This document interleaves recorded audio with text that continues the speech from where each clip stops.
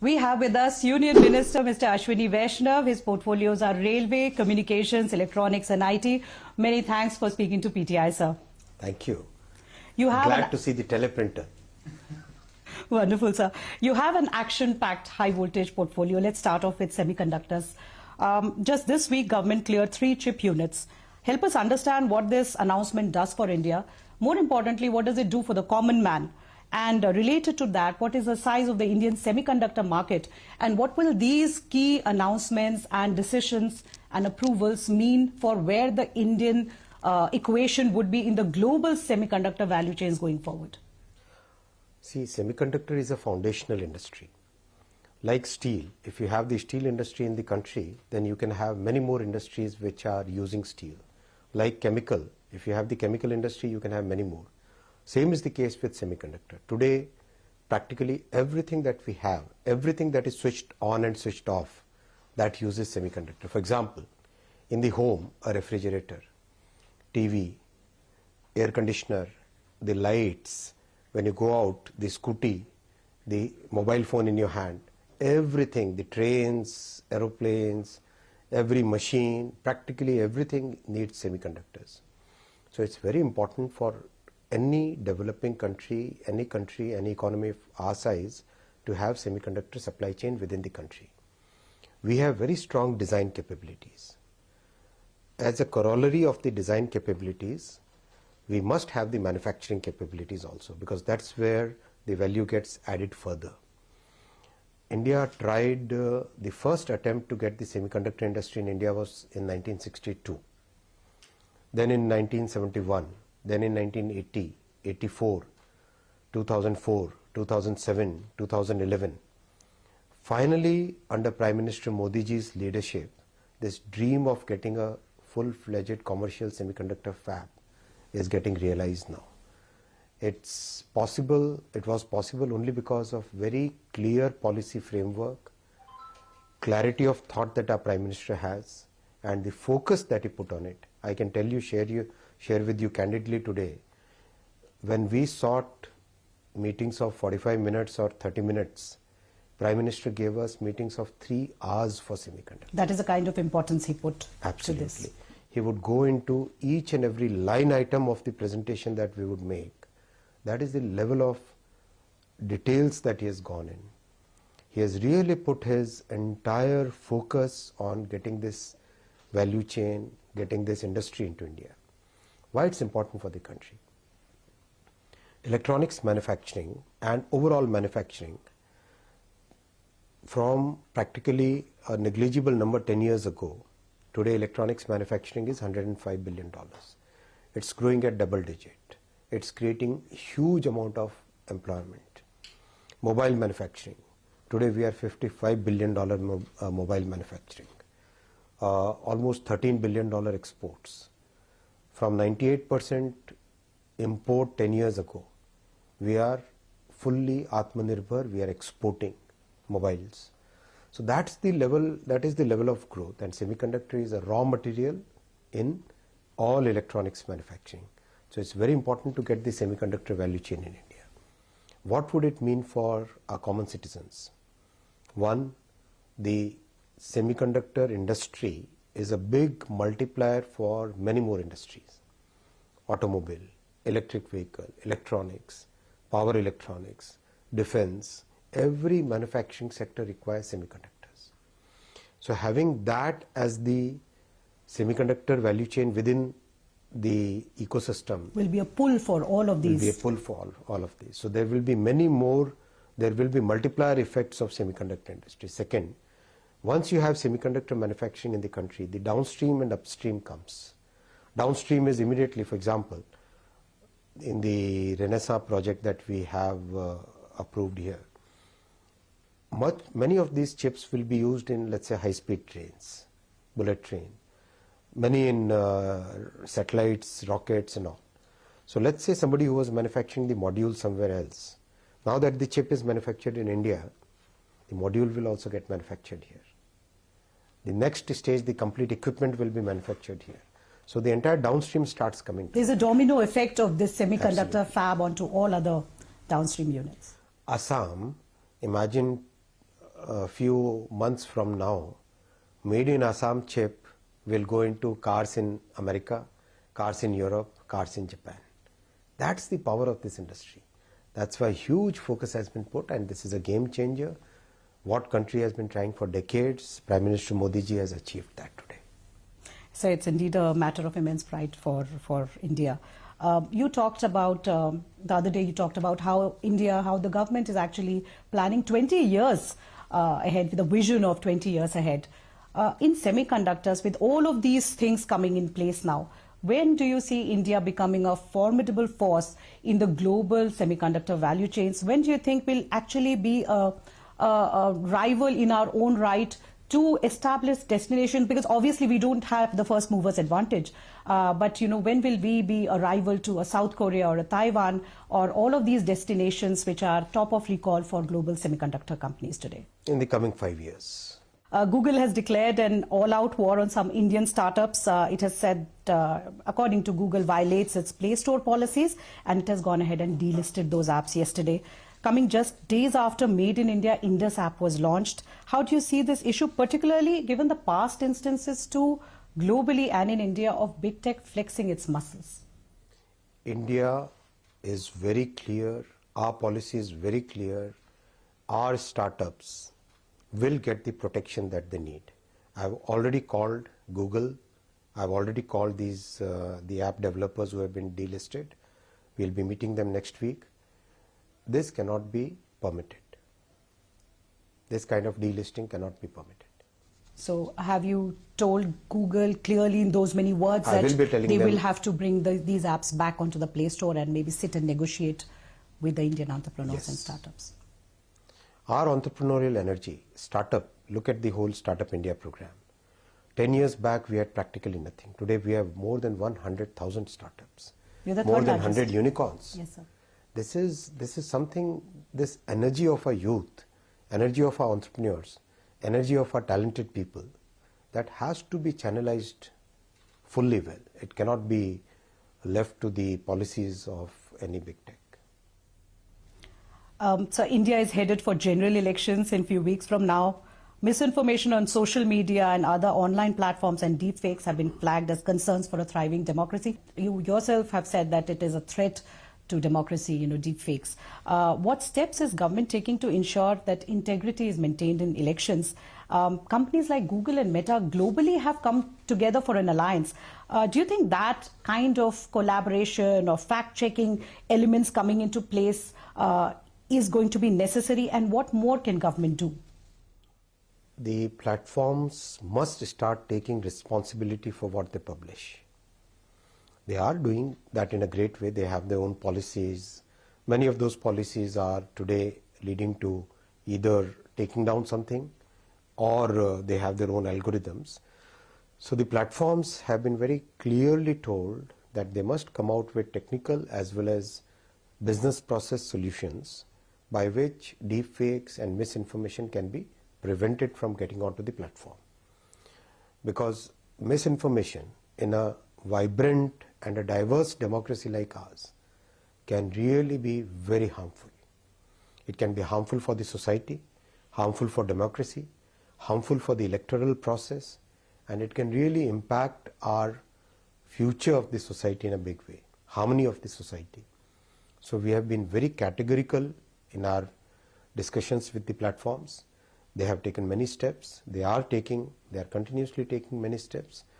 And immediately after the elections are over, we would certainly be coming up with very well thought through legal structure also.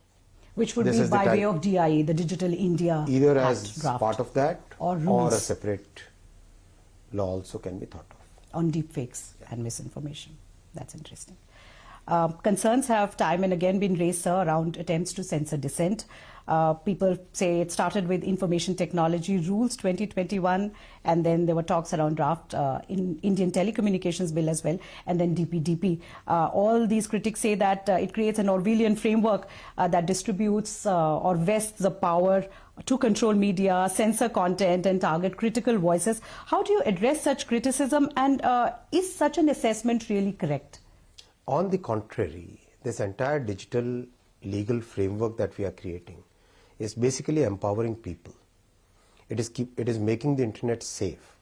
It is making sure that the platforms which have such a big impact in our lives today are under an obligation to protect our privacy.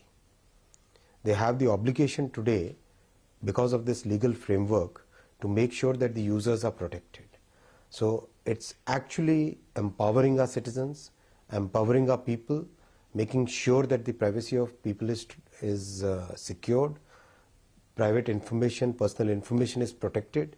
That is the attempt through this legal framework. And these frameworks have been prepared in wide, absolutely long drawn consultation process with all stakeholders, whether it is citizen forum, whether it is industry participants, whether it is legal teams. Everybody has participated in this consultation process. The telecom bill consultation started in 2022 January. We initially had a long consultation process. Then we came out with a consultation paper. Then we came out with the principles on the basis of which the bill will be drafted. Then the bill itself. After bill, we had again a series of consultations. Then we came with the final draft. Same process we followed in the DPDP. We produced a consultation paper, the principles on the basis of which we will work. We had vast consultations with every section of the society, with all possible stakeholders, and it was a very long process. Absolutely elaborate. Very elaborate process. So, I mean, society's protection of our citizens, that's one of the most important responsibilities that the society has placed on the Parliament. So the Parliament must take all steps which are required to protect citizens. Sir, I will ask you this one question before moving to railways. Elon Musk's X has claimed that it received government orders to withhold certain accounts and posts, and while it has complied, the company has publicly disagreed with the move, as it says that the posts, the directive to withhold such posts is against freedom of expression. Your view, sir? That's their view. Our view is that the Constitution of India is supreme. Everybody working in India should be working as per the Constitution of India and the laws made by the Parliament. Okay. Coming to railway, sir. The operating ratio of railway continues to be on the higher side. How can railways turn profitable? See, railways has a huge social obligation. We carry about 700 crore people every year, 2.5 crore practically every day. And the fare structure is such that it is, if the cost of carrying a person is 100 rupees, we charge 45 rupees. So we give 55% discount to every person who travels by railways on an average. So that is the kind of cost structure. This is a social obligation that we are meeting, because in the entire income pyramid, basically railway is serving people at the bottom of the pyramid, low income families and middle income families. These are the families which require a very affordable means of transportation, which is safe, which is good, clean, hygienic. So our focus has been to provide a very high quality, as cheap as possible, as affordable as possible mode to the vast masses in the low income and middle income categories. So that's the objective with which we work. And yes, we have been able to meet all the expenses. Pension expense is huge, about 55,000 crore. Salary expense is huge, again 97,000 crore. Energy bill is about 40,000 crore. Lease payments and interest payments, basically they are of the tune of about 32,000 crore. Maintenance cost is about 12,000 crore. All this combined is about 2,40,000 crore is the total expenses that we incur, and we have been able to meet all these expenses because the team has been working very hard under Prime Minister's guidance. Prime Minister has put huge focus on railways. For Modi ji, railways and emotional, and for the economy, it's very, very important, because compared to any other mode of transportation, let's say with the highway sector, railway saves 90% carbon dioxide emissions, 90%. So this is a big contribution to our environment goals. Sustainability, yes. Sustainability. So that's why there is so much focus on railways. In terms of cost, 60% less compared to highway sector. So that's why it's very important for us to be Atmanirbhar, and that's why Prime Minister has put so much focus on developing railways. Today the railway stations are very different from what they were 10 years back. 10 years back, if you had to go there, you would have to pinch your nose. Now there's an airport-like feel They are in very many clean, stations. Yes, sir. trains are cleaner, every train has a bio-toilet, it's no longer that old system. New technology is getting in. Vande Bharat is highly popular among youth. It's more and more, practically every week one Vande Bharat is getting inducted in the fleet. We will be manufacturing at least 400 of these, 500 of these in the coming few years itself. Amrit Bharat train has been designed, again a world-class train, a very good train, which is carrying 1000 kilometer at a price of 454 rupees. I mean, that is the kind Magic. of affordability Yes, sir. which is being provided, and we'll be manufacturing at least 1000 of these Amrit Bharat trains in the coming years. So we are adding 5200 kilometers. Last year we added, this year we are adding 5500 kilometers of new tracks, adding practically a Switzerland to the country every year. That is the pace at which work is being done. 60 years, 20,000 kilometers of electrification. 10 years, 40,000 kilometers of electrification. Correct? That's the magnitude scale at which. That's the scale at which Prime Minister is transforming Modi ji is transforming the railway. And he has given a very clear, ये मोदी की guarantee है, railway world class बना के रहेंगे. That is his guarantee. He is very clearly focused on every aspect of railways. Just recently he laid foundation and inaugurated about 2000 projects in one go. 40 lakh people were witness to that. It's like world's largest station redevelopment program is currently going under Prime Minister's leadership.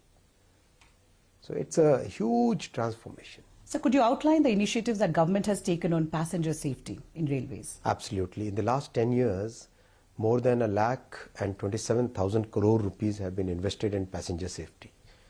The entire maintenance program has got totally changed. Like what is done in the developed countries, we are today planning the maintenance of every asset, whether it is signaling and telecom, whether it is track, whether it is the overhead wire. Every such asset we are planning 26 weeks in advance on a rolling basis. Every Friday, every railway division makes a plan for the next 26 weeks. This is a totally different way of working compared to what it was 10 years back. Tremendous amount of focus on making sure that the rails are the tracks. What we call the rail is the puttery, right? Rail has a feature. Can I get a paper, please? If you can give me a paper. So you can take this. Just a paper, piece of paper. Yeah, I can demonstrate that. See, this is a paper, right? If you pull it like this, nothing will happen, right? It is very strong. If there is a small little crack in it, then you pull it and it breaks, correct? So the way it works out in case of a track is, a train basically is a 7,000 ton beast running Absolutely. on track, right? It's a steel wheel running on steel railway track. It's practically a hammer constantly hammering the tracks. So very small, micro, not visible to the naked eye, micro, you have to see it with a microscope, micro fractures start developing in track. Correct? Yes, sir. So this demonstration that I gave, normally nothing will happen to that track. But if a small little Tear can be tear disastrous. is there, it can be disastrous. So because of the maintenance practices that we have taken and continuous replacement of the worn out rails, close to 7,000 kilometers of worn out rails are being replaced every year. So that has led to a significant reduction in the number of accidents, significant reduction in rail fracture. If you go 10 years back, rail fracture was a common term we would hear. Touch wood, because of all the good work being done by Prime Minister's clear vision, clear focus, clear emphasis on safety. Today we are practically in a very good maintenance environment. an environment in which we are able to predict things, we are able to take the actions well before them. Simultaneously, a lot of new technology is being added. For example, Kavach, which is part of the ATP, automatic train protection. All countries, all large railway systems started moving to automatic train protection way back in 1980s. 1990s is when practically every country was having their own national ATP system. What were the governments of that time doing? There were big leaders who claimed a lot of big things for railways. Today they are facing prosecution for land for jobs scam. Those were the kind of leaders we had in railways who had no focus on safety. Prime Minister Modi ji changed this entire thing in 2014. His first and foremost thing was safety, and that's why so many things happened. 2016 we got the Kavach fully developed and first trial runs done.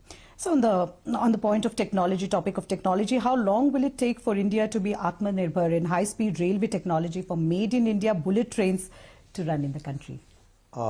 Very soon. We already have the Vande Bharat, which is 220 kilometers per hour capable, 180 certified and 160 operational. That's the way most train sets run. There is always a design potential, there is always a commercial speed, and there is always a actual speed at which they permit, because machines always, whether it is a steel mill or a steel factory or a boiler in a power plant or a car which we run. So for example, the cars that we run, if the speed that they say is 100 kmph, it will always be designed for 120 and 130 kmph. That's the way machines are designed. There is always a buffer right. Margin, what we call. Yes. So this capability is already there today. We are already now working on going to the next level, which is 250 kmph. High-speed train classification begins at 220. 220 to 250 is considered as high speed, and most of the trains, high-speed trains which run in the world, are anywhere from 250 to 280 is the norm.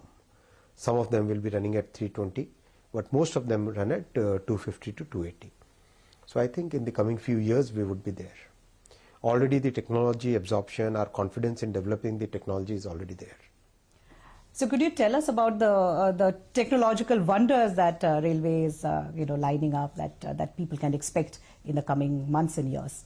In the last 10 years, a significant technological advancement has happened in railways. For example, the Chenab Bridge, that is world's highest railway bridge constructed with this technology, and it's very complex because the wind speeds are huge, 180 kmph, 170 kmph wind speeds, and seismological zone of highest possible order. So designing that bridge was very difficult, successfully done. The tunnels in the Himalayan region, Himalaya is a very young mountain. It's a young mountain, it's still moving northwards about 2 centimeters every year. So it's a very interesting geological phenomenon. So designing and constructing tunnels in that kind of geology is a very big challenge. So we have developed this Himalayan tunneling method. So this is again very unique, because if you look at a tunnel, circular shape is the most stable shape. Circle is the most stable purely from physics principles. Cheapest is a rectangular shape. So anything in between has the pros and cons of both sides. So we have developed a Himalayan tunneling method which is somewhat like a horseshoe shape, which provides the strength and also optimizes the cost. So it's a totally unique method. Some research papers are getting published on it now. So that's another big thing. Third, the first undersea tunnel will be built in India. It is a 21-kilometer tunnel between Mumbai and Thane. 9.7 kilometers of this will be below the sea. And it is about 54 meters below the surface. the work has already started. Design is completed. Fourth, the first under-river tunnel has been constructed, and Prime Minister will be inaugurating this in the coming days. On 6th, he will be inaugurating that. That's in Kolkata. So again, the Kolkata Metro, right? First 40 years, or 1970s is when it was started. The work which was done in 40 years, more than that has been done in the last 10 years. That's the focus Prime Minister puts on getting the infrastructure in place and building a foundation for a country which will be a developed country by 2047. It was wonderful speaking to you, Mr. Vaishnaw, as always. Thank you so much for speaking to PTI, sir. Thank you.